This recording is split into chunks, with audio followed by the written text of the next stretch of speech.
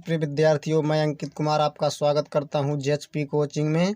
और जैसा कि आपको पता है प्रिय विद्यार्थियों कि मैं राजीव अनसॉल्व्ड पेपर जीव विज्ञान कक्षा 12 की मैं क्या करा रहा हूं, हल करा रहा हूं। ठीक है, जिसमें मैं सेट नंबर चौथे में प्रिय विद्यार्थियों 4 का ग तक क्वेश्चन करा चुका हूं।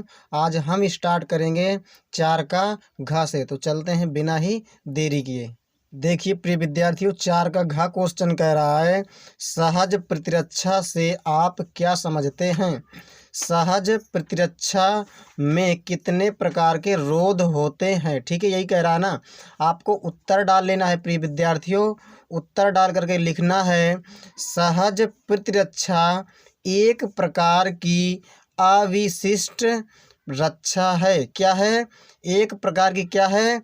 अविशिष्ट रक्षा है। यही आपके लिए इम्पोर्टेंट पॉइंट है। ठीक है, जो जन्म के समय मौजूद होती है, जो क्या होती है, यह एक प्रकार से क्या होती है, जन्म के समय ही मौजूद होती है। ये जो सहज प्रतिरक्षा, ठीक है, सहज प्रतिरक्षा और जन्म से ही मौजूद होती है, यानी उपस्थित होती है। ध्यान रखिएगा, यह प्रतिरक्षा हमारे शरीर में बाह्य कारकों के प्रवेश के सामने विभिन्न प्रकार के क्या करती है, रोध खड़ा करने से हासिल होती है। ठीक है, यानी कि मतलब ये हमारी जो सहज प्रतिरक्षा है, जैसे हमारे अंदर शरीर में कोई भी बैक्टीरिया हो, वायरस हो, जब प्रवेश करता है, इंटर करता है, तब क्या होता है, यह जो प्रतिरक्षा होती है ये विभिन्न अलग अलग प्रकार के रोध खड़ा करने में क्या होती है, हासिल होती है।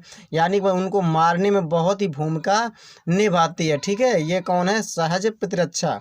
यानी कि मतलब अगर हम सहज प्रतिरक्षा के हम रोध देखें तो हमारे पास पहला रोध है शारीरिक रोध। क्या है? पहला रोध है शारीरिक रोध। दूसरा है कायिकीय रोध। ठीक है, तीसरा क्या है? कोशिकीय रोध।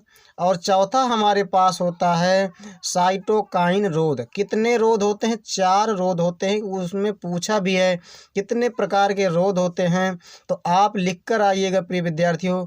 4 प्रकार के रोध होते हैं। ठीक है, शारीरिकी रोध है, जैसे हमारे शरीर की जो त्वचा होती है, अगर वहाँ से कोई भी बैक्टीरिया, वायरस, फंगस अगर प्रवेश करता है तो यह रक्षा करती है। कौन? हमारी जो त्वचा होती है। ठीक है, उसी प्रकार से कायिकी रोध, हमारे जो अंदर क्या होते हैं, जैसे हमने धोखे में भले भूले अगर कुछ भी आप खा लेते हैं, मान लो जैसे आपने खाना के साथ कोई भी कीड़े मकोड़े अगर खा लेते हैं, तो हमारे अंदर क्या होते हैं, लार में टाइलिन एंजाइम पाए जाते हैं। ठीक है, लाइसोजाइम, बहुत सारे एंजाइम होते हैं, वो क्या करते हैं, नष्ट कर देते हैं। तो वो एक प्रकार कैसा रोध हो गया?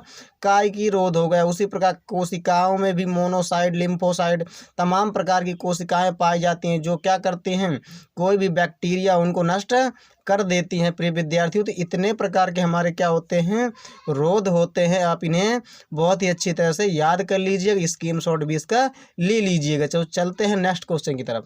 5 का क्वेश्चन क्या कह रहा है प्रिय विद्यार्थियों? देखिए, न्यूक्लियोसोम का सचित्र वर्णन कीजिए, यही कह रहा है ना। तो उत्तर डाल लेना। सबसे पहले इसमें लिखना है, जब हिस्टोन ऑक्टामर जो कि धन आवेशित है। क्या होता है? जो स्टोन होता है, हिस्टोन ऑक्टामर, जो कैसा होता है, धन आवेशित होता है, उसके चारों तरफ ऋण आवेशित डीएनए घिरा हुआ हो तो यह संरचना न्यूक्लियोसोम कहलाता है। क्या लिखना है आपको? बहुत ही अच्छी तरह से पॉइंट में लिखना है कि जब हिस्टोन ऑक्टामर, अभी मैं चित्र के द्वारा आपको बताऊंगा, जब हिस्टोन ऑक्टामर जो कि कैसा होता है, धन आवेशित होता है, ध्यान दीजिएगा, और उसके चारों तरफ ऋण आवेशित डीएनए घिरा हुआ हो, उसी के चारों तरफ क्या हो, ऋण आवेशित डीएनए घिरा हुआ हो, तो यह संरचना क्या कहलाती है? न्यूक्लियोसोम कहलाती है, यानी कहलाता है। ठीक है, इसके आगे आपको बहुत ही अच्छे पॉइंट लिखना है। कॉर्नबर्ग एवं थॉमस के अनुसार न्यूक्लियोसोम डीएनए एवं हिस्टोन प्रोटीन की बनी 5.7 nm ऊंची एवं 11 nm व्यास वाली अर्ध बेलनाकार संरचना होती है।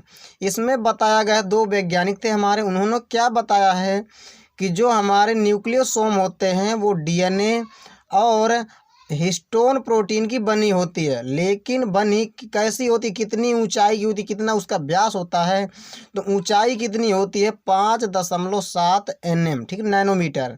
और इसका जो व्यास होता है 11 नैनोमीटर का होता है, ठीक है, व्यास वाली अर्ध बेलनाकार संरचना होती है। इसकी हम देखते हैं इसका चित्र। तो देखिए प्रिय विद्यार्थियों, ये आपका क्या है, चित्र है। इसी चित्र को आपको बनाना है, ध्यान दीजिएगा। देखिए यहाँ पर सभी जो है ऊंचाई जो है, ठीक है ना, व्यास वगैरह हर यहाँ में चीज़ आपको यहाँ पर दिखा रखा है, आप देख सकते हैं। यह जो हमारी लिपटी हुई जो संरचना आपको दिख रही है किसकी है, डीएनए की है, ठीक है। ये हिस्टोन अष्टक होते हैं, ये हमारी हिस्टोन प्रोटीन, ये लिंकर है ये, ठीक है, जो लिंकेज है जुड़ी हैं। ये पूरा का पूरा अच्छी तरह से आपको यही चित्र बना कर आना है। ये जो गोला आपको दिख रहा है ना, अर्धगोलाकार, ये क्या है, यही है प्रिय विद्यार्थियों हिस्टोन ऑक्टामर, ठीक है। इसी को आपको बहुत ही अच्छी तरह से बना लेना है, यही आपका चित्र है। इसके बाद हम देखते हैं नेक्स्ट क्वेश्चन। देखिए प्रिय विद्यार्थियों 5 का ख क्वेश्चन कह रहा है फाइलेरियसिस क्या है, इस रोग के कारणों एवं लक्षणों का वर्णन कीजिए, ठीक है प्रिय विद्यार्थियों। तो देखते हैं यह रोग किसके कारण होता है, कैसे होता है, इसके लक्षण क्या हैं, तो चलते हैं। तो देखिए प्रिय विद्यार्थियों आपको उत्तर डाल लेना, इसमें लिखना है आपको, यह रोग फाइलेरिया कृमि, ये किसके, तो फाइलेरिया कृमि वुचेरेरिया वैंक्रोफ्टाई के द्वारा उत्पन्न होता है। अब देखिए प्रिय विद्यार्थी जो वुचेरेरिया वैंक्रोफ्टाई है, ये क्या है, ये कारक होता है, ये क्या होता है, यही कारक होता है रोग का, ठीक है। इसी के द्वारा उत्पन्न होता है कौन, फाइलेरिया रोग, जिसे फाइलेरियसिस भी बोलते हैं, ठीक है। यह लसिका वाहिनी, जो लिम्फ वाहिनियाँ जो होती हैं हमारी, ठीक है, यह लसिका वाहिकाओं और लसिका वाहिनियों में परजीवी के रूप में रहता है। किसके रूप में रहता है, कहाँ रहता है, यह जो वुचेरेरिया वैंक्रोफ्टाई है ये कहाँ रहता है, यह लसिका वाहिकाओं और लसिका वाहिनियों में परजीवी के रूप में रहता है, ध्यान दीजिएगा, ठीक है। यह रोग मादा क्यूलेक्स मच्छर, जो क्या होती है, एक प्रकार की वाहक होती है, के काटने से होता है। जो फाइलेरिया रोग है वो किसके काटने से होता है, जो हमारी मादा क्यूलेक्स मच्छर होती है उसके काटने से ही ये होता है। क्योंकि यह जो हमारे पास क्यूलेक्स मच्छर है ये क्या होती है, वाहक होती है। वाहक का मतलब है कि प्रिय विद्यार्थियों इस मादा क्यूलेक्स मच्छर के लार में क्या पाया जाता है, यही पाया जाता है वुचेरेरिया वैंक्रोफ्टाई। ये क्या होता है, उसी के अंदर पाया जाता है, इसके अंदर, यानी कि मतलब मादा क्यूलेक्स मच्छर के अंदर कौन पाया जाता है, वुचेरेरिया वैंक्रोफ्टाई। इसी कारण क्या होता है, जब भी किसी भी व्यक्ति के अगर क्या होता है, व्यक्ति के अंदर अगर कोई भी व्यक्ति को अगर ये मच्छर काट लेता है मादा क्यूलेक्स, तो क्या हो जाता है प्रिय विद्यार्थियों, यह उनके अंदर फैल जाता है, ध्यान दीजिएगा। यह परजीवी क्या होता है, उनके अंदर चला जाता है, तब उनका अंग क्या होने लगता है, फूलने लगता है, उनमें सूजन आने लगती है, जिसे फाइलेरिया को हाथी पाँव भी बोला जाता है हिंदी में, ठीक है। तो फूल करके पैर क्या हो जाता है, बहुत ही मोटा हो जाता है। कोई भी अंग जहाँ पर ये मच्छर काट लेगा तो वो अंग बहुत ही फूलने लगता है, ध्यान दीजिएगा, ठीक है। तो ये क्या होती है, वाहक होती है, ये कौन होता है, कारक होता है, ठीक है। ये फैलाया करती है रोग, ठीक है। और इसके लक्षण क्या है प्रिय विद्यार्थी, इसी के कारण होता है, ध्यान दीजिए, कारण पूछ रहा था कि तो किसके कारण होता है, मादा क्यूलेक्स मच्छर के काटने से, ठीक है। और लक्षण क्या है प्रिय विद्यार्थियों, तो हल्का बुखार आता है, ठीक है, शरीर में दर्द भी होता है, यकृत जो होता है, लीवर और स्प्लीन जो जिसे प्लीहा और अंडकोश तथा टांगों में सूजन आ जाती है, ध्यान दीजिएगा, ठीक है। और भी लक्षण हो सकते हैं, इतना आपको बहुत ही अच्छी तरह से करके ना। इसके बाद हम देखते हैं प्रिय विद्यार्थियों 5 का ग क्वेश्चन क्या कह रहा है, प्रतिबंधन एंजाइम क्या है, यह कितने प्रकार के होते हैं, ठीक है, यह कितने प्रकार के होते हैं, चर्चा कीजिए, यही कह रहा है ना। तो देखिए प्रिय विद्यार्थियों आपको क्या करना है, बहुत ही अच्छी तरह से आपको लिखना है, उत्तर डाल लेना है प्रिय विद्यार्थियों, ठीक है। इसमें लिखना है प्रतिबंधन एंजाइम, क्या लिखना है, प्रतिबंधन एंजाइम इकोलाई नामक जीवाणु से, किस जीवाणु से, ध्यान दीजिएगा, इकोलाई नामक जीवाणु से सन 1963 में निकाले गए थे। जो प्रतिबंधन एंजाइम होते हैं वो किस जीवाणु से, इकोलाई नामक जीवाणु से निकाले गए थे। ध्यान दीजिएगा, आपसे पूछा भी जा सकता है एग्जाम में, ठीक है, कि किस जीवाणु से निकाले गए थे प्रतिबंधन एंजाइम। इसके बाद आपको लिखना है प्रतिबंधन एंजाइम का नाम रेस्ट्रिक्शन इंडोन्यूक्लियेज है। क्या है इसका नाम, रेस्ट्रिक्शन इंडोन्यूक्लियेज है। ध्यान दीजिएगा, ठीक है, इसका नाम है प्रतिबंधन एंजाइम का। और इसका कार्य क्या होता है प्रिय विद्यार्थियों, कार्य भी हम जान लेते हैं।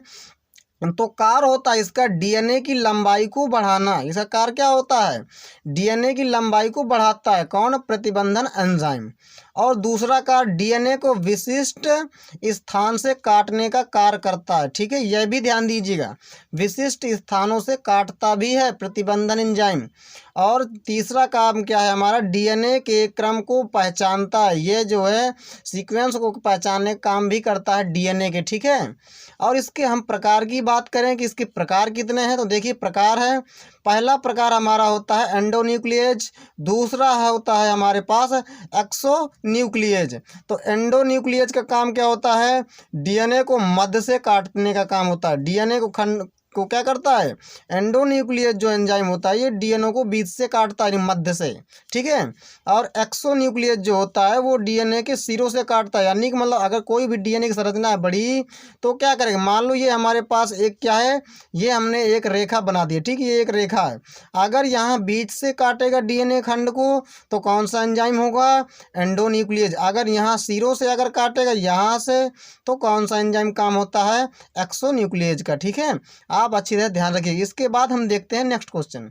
तो देखिए प्रिय विद्यार्थियों 5 का घ क्वेश्चन क्या कह रहा है, बायोरिएक्टर का सचित्र वर्णन कीजिए। बहुत ही इंपॉर्टेंट क्वेश्चन है, उत्तर डाल लेना है प्रिय विद्यार्थियों। इसमें आपको लिखना है बायोरिएक्टर